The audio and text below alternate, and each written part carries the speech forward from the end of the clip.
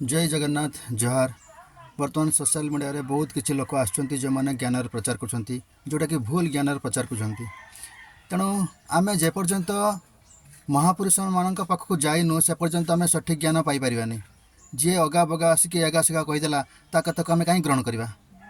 प्रथम आम के विवेकानंद को पढ़ीचु, भगवद गीता श्रीकृष्ण को जानीचु, राम विषय जानीचु कि रामकृष्ण परमहंस जानीचु, सिद्ध कृष्ण जानीचु, ओशो को जानीचु, आहरी महान व्यक्ति विशेष अच्छा कबीर दास आ कि बाबा बुल्ले शाह एमान को विषय जानिनु आ भल भल बही के पढ़ीनु किंतु मन भीतक ज्ञान प्रचार करूँ जोटा कि गोटे प्रकार आम लोक मान खराब सन्देश दौचु।